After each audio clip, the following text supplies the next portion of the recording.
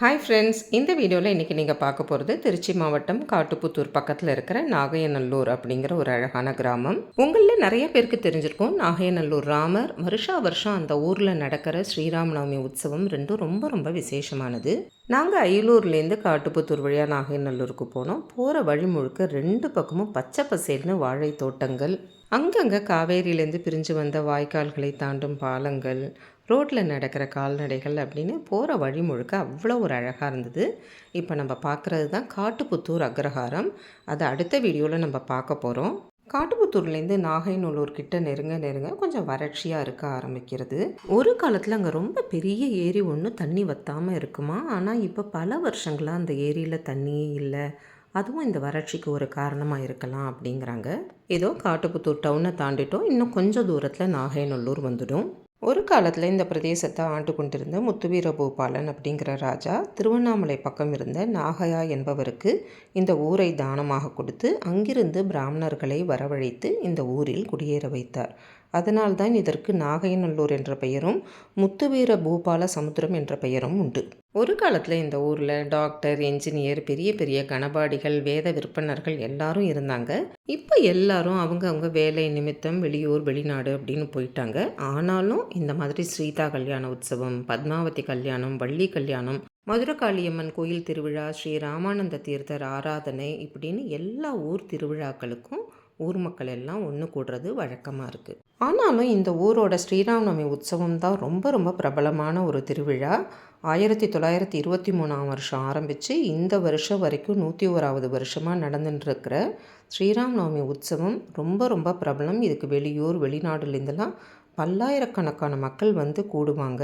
ஏதோ வரப்பிரசாதியான இந்த ராமரை பாருங்கோ, எத்தனையோ பேர் எங்கிருந்தலாமோ எத்தனையோ வேண்டுதல்களோடு வந்து இந்த ராமரோட உற்சவத்தில் கலந்துக்கிறா. கற்பூர ஆரத்தியில் ராமரோட தரிசனத்தை பாருங்கோ.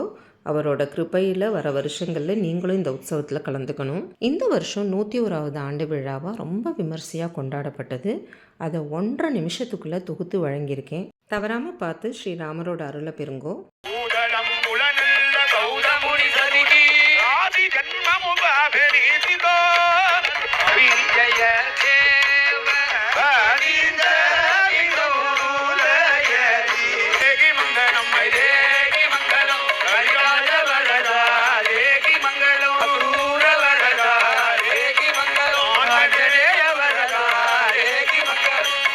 யா திரியது இக்ஷ்வாகுச்ச விபீஷணஸ்ய பரதஸ்ய உத்தான பாகவத்தாக இத்தேதே புவி பூப்ருதः பிரதிதினம் குர்வந்து மாம்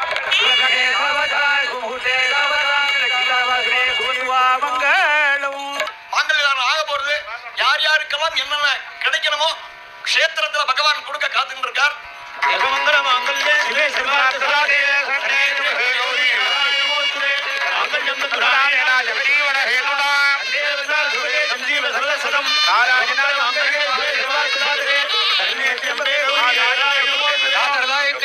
वल्लभाय दिवी तन्नो राम प्रचोदयात् महादेव्यै चित्रे विष्णुपत्यै च दिवी तन्नो लक्ष्मी प्रचोदयात्.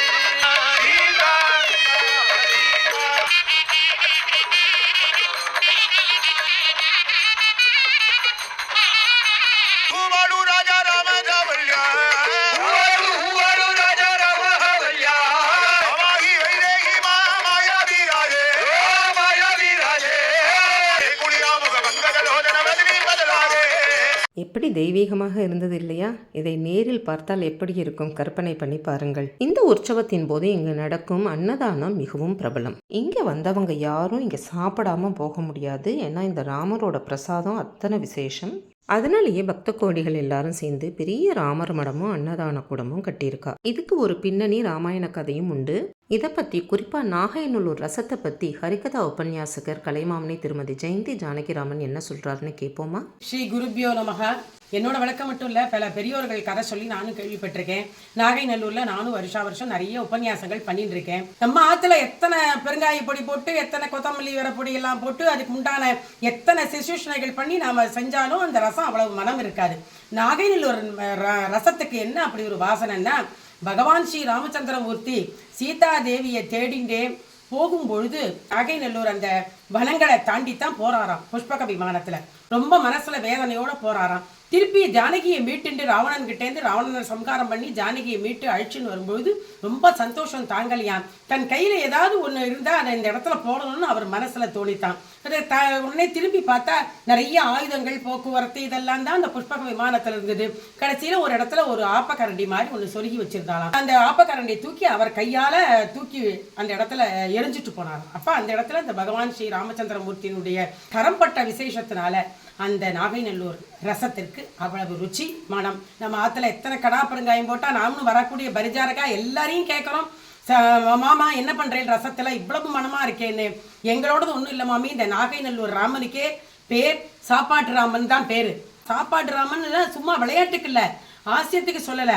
அதனுடைய தாத்பரியம் என்னன்னா, எத்தனை பேர் வந்தாலும் அவ என்ன ஜாதி மதம் பேதம் எதுவுமே கேட்கறது கிடையாது. யார் வந்தாலும் இலை போடுங்கோ, சாப்பிடுங்கோ, சாப்பிட்டேலா அப்படிங்கிற வார்த்தையை தான் கேட்குறா. அதனால கோடான கோடி மக்கள், ஆன்மீக பெருமக்கள், பக்த கோடிகள் எல்லாம் வந்து அங்கே சாப்பிட்டுட்டு, ராமன் ரசம் மட்டும் ருச்சி இல்லை, ராமனுடைய அனுகிரகம் வரப்பிரசாதி. யார் எந்த வரத்தை கேட்டாலும் கொடுக்கறதுக்கு தயாரா. இந்த வருஷம் அவர் பாதத்தில் உங்களுடைய கோரிக்கையை வச்சுட்டு போயிட்டேன்னா, அது நியாயமான கோரிக்கையாக இருந்தால் அதை வச்சுட்டு போயிட்டேன்னா அடுத்த வருஷம் நீங்கள் வரத்துக்குள்ள கண்டிப்பாக அது நிவர்த்தி ஆகிடும். பகவான் ஸ்ரீ ராமச்சந்திரமூர்த்தி பூர்த்தி பண்ணி கொடுப்பார். அதனால இதான் நாகைநல்லூர் ராமர், நாகைநல்லூர் ரசத்தினுடைய தாத்பரியம்.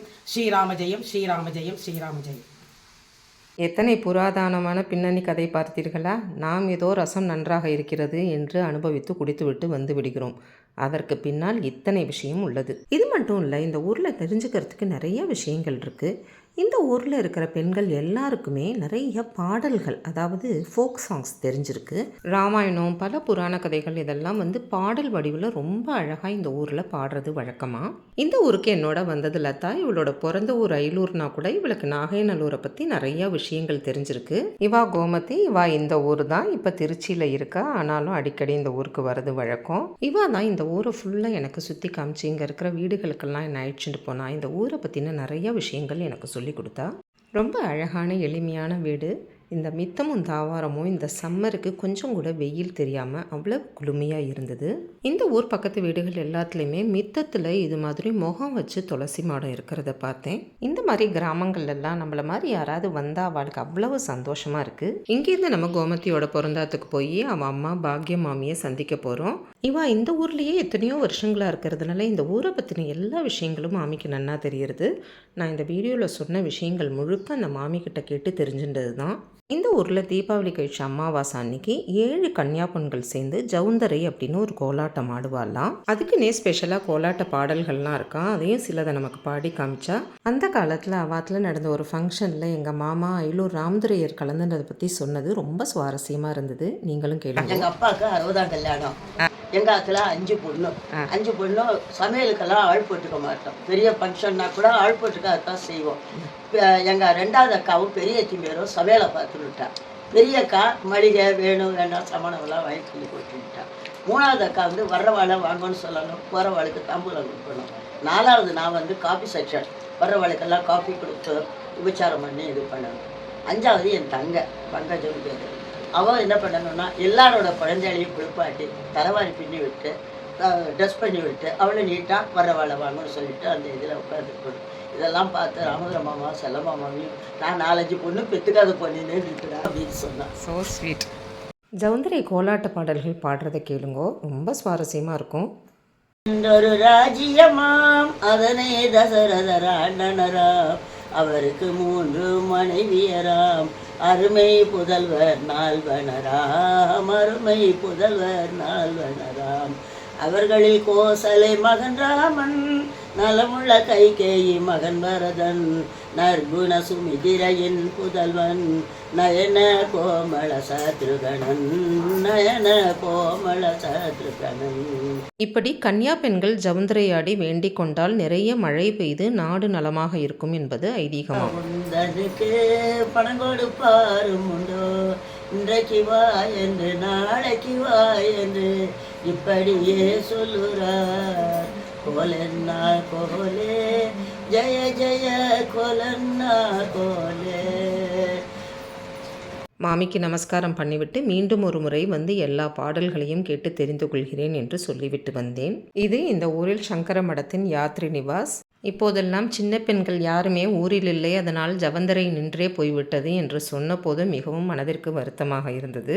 அடுத்த தீபாவளியின் போது எப்படியாவது 7 கன்னியா பெண்களை அழைத்து கொண்டு வந்து இங்கு ஜவுந்தரை நடனமாட வைத்துவிட வேண்டும் என்பது என் ஆசை. ராமர் மனது வைத்தால் நடக்காதா என்ன? இந்த சின்ன அக்ரஹாரத்தில் இன்னும் தெரிஞ்சுக்கிறதுக்கு நிறையா விஷயங்கள் இருக்கிறதுனால கட்டாயம் 100 தடவை இந்த ஊருக்கு திரும்பி வந்து தான் ஆகணும். ராமர் மனசு வச்சா அடுத்த வருஷம் ஸ்ரீராம நவமிக்கு இங்கே வரலாம். எங்களை அன்பாக உபசரித்து எல்லா இடத்தையும் சுற்றி காமிச்ச கோமதி, ஸ்ரீராம் எல்லார்ட்டையும் போயிட்டு வரோம்னு சொல்லிட்டு அங்கேருந்து கிளம்பினோம். இந்த உற்சவம் மட்டும் கிடையாது, இந்த ஊரில் இருக்கிற ஸ்ரீ ராமானந்த தீர்த்த சுவாமிகளோட பிருந்தாவனத்துலேயும் வருஷம் ஆராதனை ரொம்ப விமர்சையாக நடக்கும். இந்த ஊர் மதுரகாளியம்மன் கோவில் திருவிழாவும் ரொம்ப பிரசித்தம். ஸ்ரீ பிரமராம்பிகா சமேத மல்லிகார்ஜுனேஸ்வர சுவாமி கோவில்னு ஒரு பெரிய சிவன் கோவில் இருக்குது. இந்த அக்ரஹாரத்தோட ஆரம்பத்திலேயே ஸ்ரீ லக்ஷ்மி நாராயண பெருமாள் கோவிலும் இருக்குது. இதெல்லாம் மத்தியான நேரத்தில் வந்ததுனால இந்த கோவில்கள் எதுக்கும் என்னால் போக முடியலை. கிராமங்கள்லேயும் அர்ச்சகர்கள் ரொம்ப குறைவாக இருக்கிறதுனால ஒரே அர்ச்சகர்கள் பல கோவிலுக்கு போகிறதுனால நிறையா கோவில்கள் சில சமயம் மூடி தான் இருக்குது. ஏதோ இந்த பெருமாள் கோவிலை கார்லேருந்தே பார்த்துட்டு இந்த ஊர்லேருந்து கிளம்பினோம். போகிற வழியிலெல்லாம் கம்பு, சோளம் இதெல்லாம் பயிரிட்டு இருந்ததுனால பச்சையும் மஞ்சளுமா 2 பக்கமும் அவ்வளவு அழகாக இருந்தது. இப்போ இங்கேருந்து நேராக அயலூர் போக போகிறோம். போகிற வழியில் தான் காட்டுப்புத்தூர் டவுன் இருக்கிறதுனால அந்த ஊர் அக்ரஹாரம் வேறு சில இடங்களையும் உங்களுக்கு காமிக்கலான்னு இருக்கேன். கூடிய சீக்கிரம் இன்னும் ஒரு அழகான வீடியோவில் காட்டுப்புத்தூரில் உங்களை சந்திக்கும் வரை உங்களிடமிருந்து விடைபெற்றுக் கொள்வது உமா வெங்கட். பாய்.